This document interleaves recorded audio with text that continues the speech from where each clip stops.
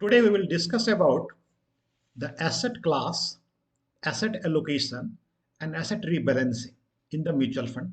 This is a very, very important segment because with these three words, asset class, asset allocation, and asset rebalancing, you will come to know about portfolio, financial planning, diversification.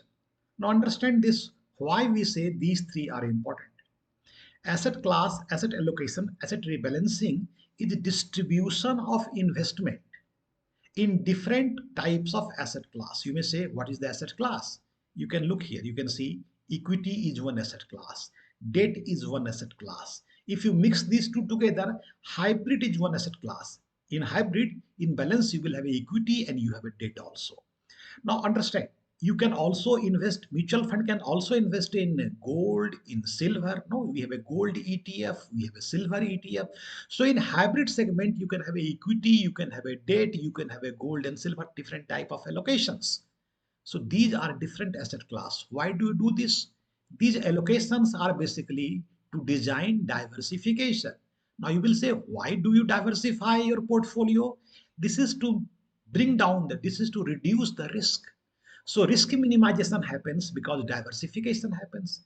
Diversification happens because asset allocation happens across equity, debt, and different types of commodity, which is allowed in the mutual fund.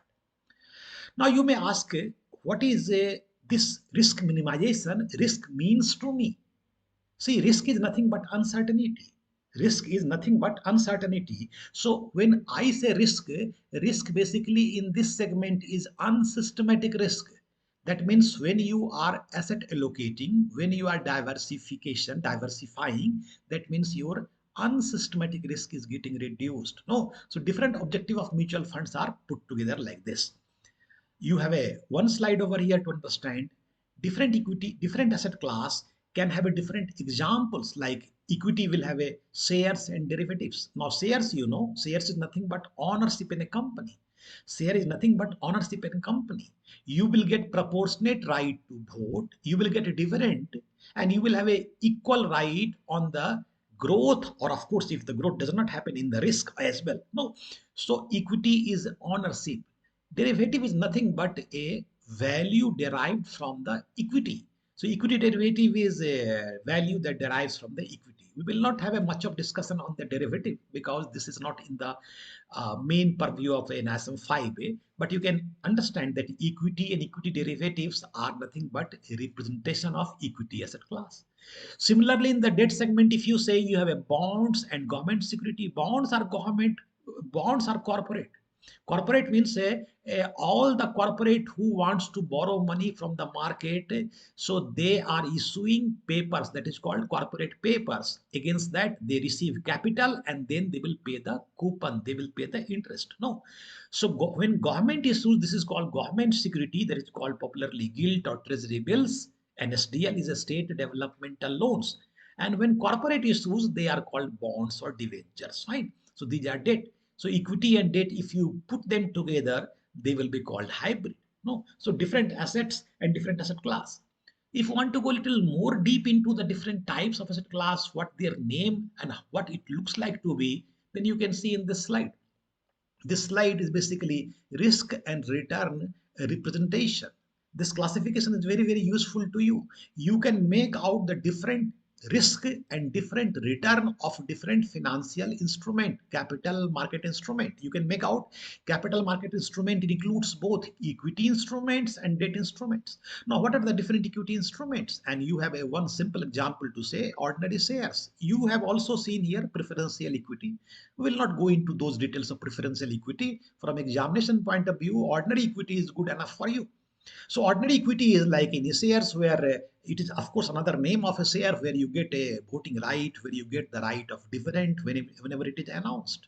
And then you are supposed to have a maximum uncertainty about its performance, that is called maximum risk. And so you have a highest potential of return. So I use the word maximum probability of return, highest potential of return, along with the maximum uncertainty. Uncertainty is the other name of risk. Fine. Leave aside equity, go to the debt segment, and then you find here long to medium term debt, and money market. Money markets are those bonds, those whose maturity are of less than 1 year. Now you can see over here some 5 6 bonds are written here.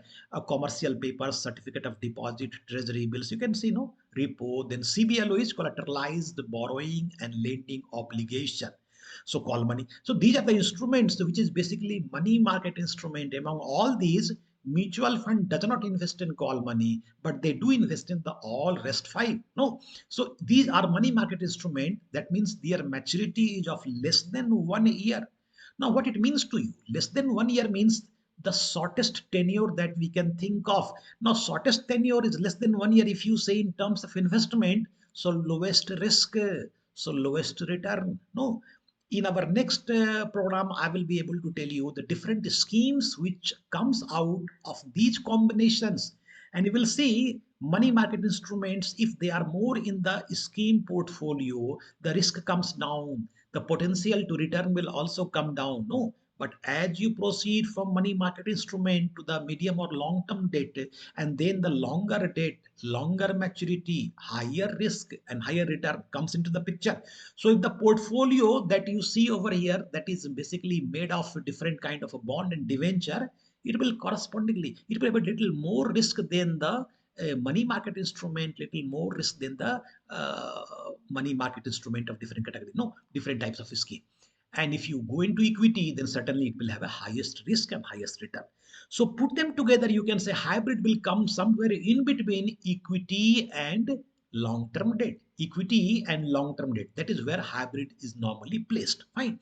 So this is what we have: a capital market instrument, different assets, different asset class, and then investment that is called asset allocation. And if you change them according to the requirement of investor or the scheme, then that is called asset rebalancing. No, so asset rebalancing, asset allocation, different types of asset, different types of capital market instruments, diversification, financial planning, and ultimately, why do you do all this? To create a wonderful portfolio.